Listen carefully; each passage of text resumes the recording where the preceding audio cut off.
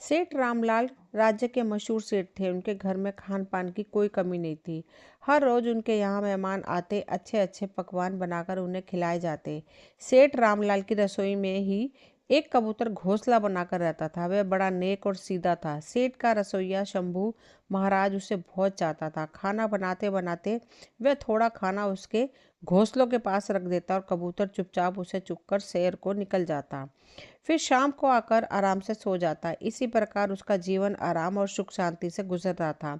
एक दिन कबूतर खा पीकर रसोई और खिड़की में बैठा सुस्ता रहा था कि तभी एक कौवा उधर से गुजरा। उसे रसोई की खिड़की पर कबूतर को बैठे देखा और रसोई की भीनी भीनी महक नाक में टकराई तो उसकी तो तबीयत ही खुश हो गई।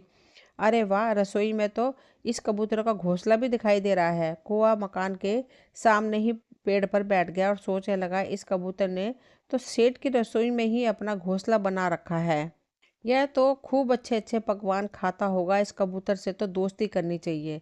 अगर इससे दोस्ती हो गई तो बढ़िया बढ़िया खाने को मिलेगा। मुझे तो 7 जन्म भी ऐसी खुशबूदार खाना नहीं नसीब हुआ। यही सोचकर वह कोटा कबूतर के बाहर आने का इंतजार करने लगा।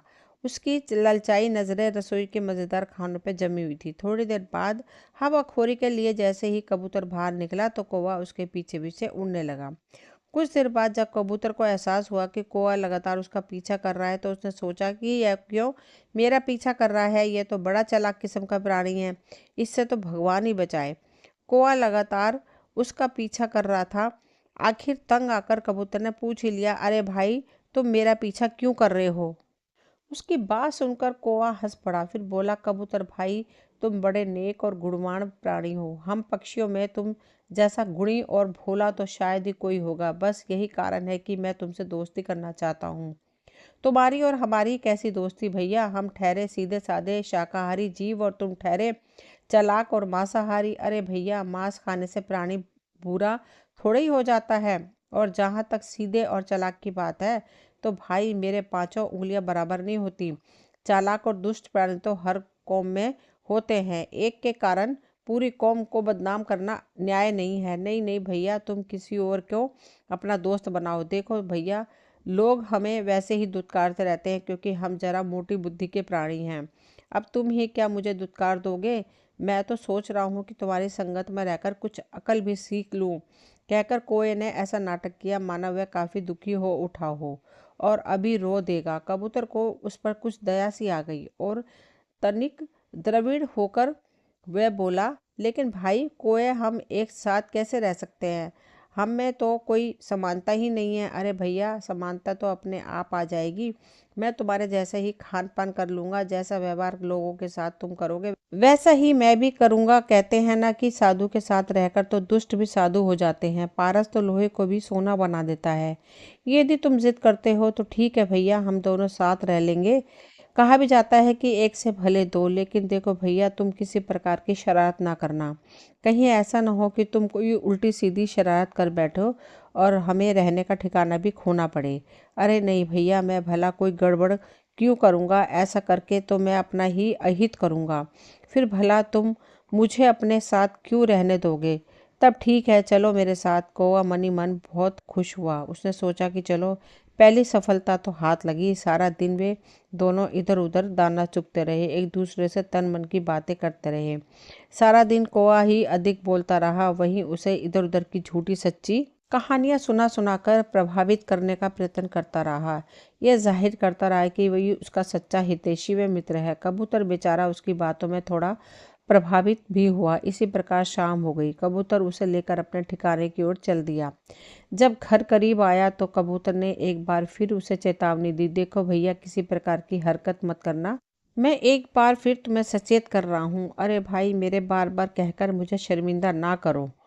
मगर हाँ, कबूतर को जैसे कुछ याद आया। वह बोला, सेठ की जिस रसोई में मैं रहता हूँ उसमें तो सिर्फ एक ही घोंसला है। हम उसमें रहेंगे कैसे? कोई बात नहीं कबूतर भाई, हम आज की रात एक ही घोंसले में गुजारा कर लेंगे। कल मैं जैसे तैसे अपना घोंसला बना लूंगा। जब दोनों मित्र मिलकर काम करेंगे तो भला देर ही कितनी लगेगी। कबूतर बेचारा क्या करता? कौवा उसकी हर बात का तर्कपूर्ण जवाब दे रहा था। अंत में कबूतर ने चुप रहना ही उचित समझा। रसोइयों की तरफ से भी कबूतर को कोई खतरा नहीं था। वह जानता था कि रसोइया बड़ा दयालु है, वह कोए को मेरा मित्र समझकर स्थान दे देगा। उसे तो पक्षियों से भी वैसे भी बहुत प्यार है। जब रहने की समस्या भी दूर हो गई तो कोए ने सोचा चलो दूसरी सफलता भी हाथ लगी।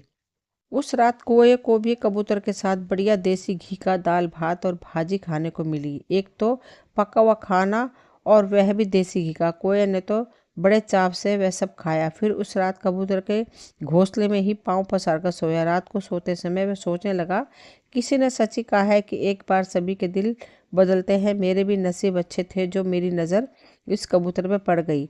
अब मिलेगा रोज रोज बढ़िया खाना। दूसरे दिन कोई न कबूतर की मदद में रसोइयों में ही एक कोने में अपना घोंसला बना लिया।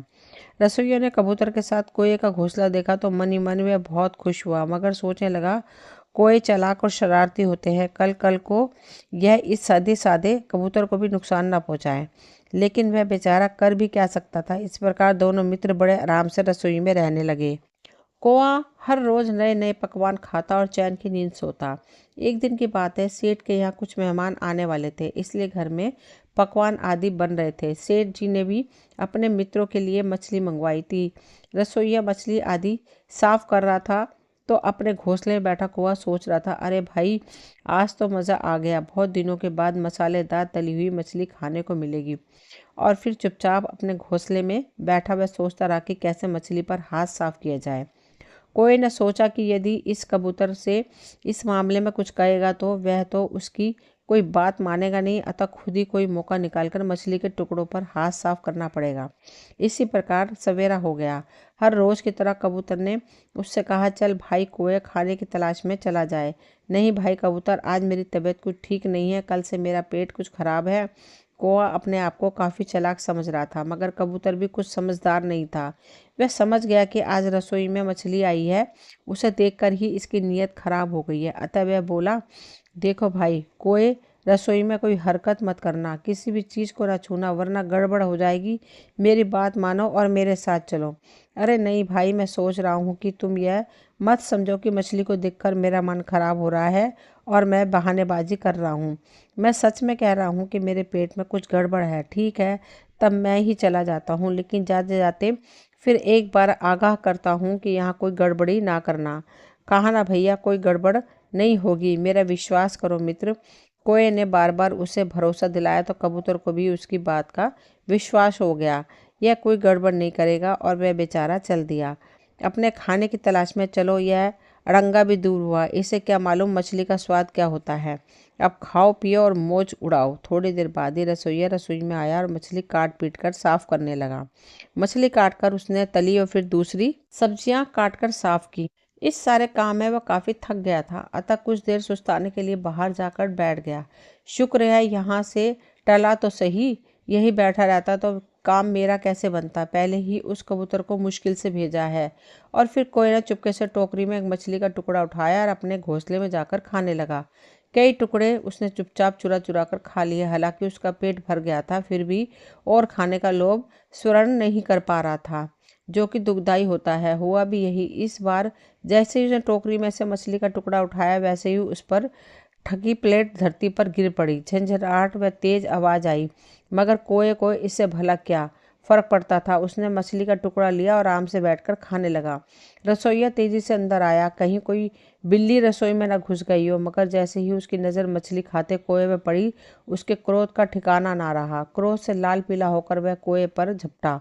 ओ पापी नीच, मेरी भलमान साहत का तूने ये बदला दिया कि चोरी से मछली खा गया। दुष्ट, मैंने तो उस कबूतर की वजह तुझे चुपचाप रहने की जगह दी और तू मेरा ही बुरा करना चाहता है। ले अब चक मजा। कहते हुए उसने कौवे के गर्दन से पकड़ा और क्रोध में आकर उसके सभी पंख नोच डाले। कौवा दर्द से चीखता चिल्लाता रहा, मगर रसोइये ने उस पर जरा भी दया न दिखाई।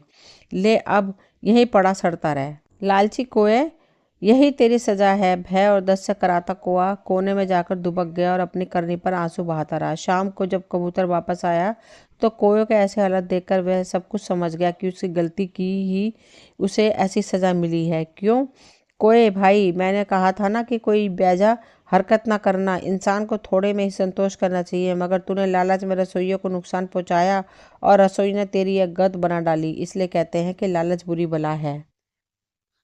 दोस्तों ये कहानी यहीं तक थी। मुझे उम्मीद है आप सभी को पसंद आई होगी। अगर पसंद आई हो तो प्लीज़ चैनल को सब्सक्राइब करें, वीडियो को लाइक शेयर करें।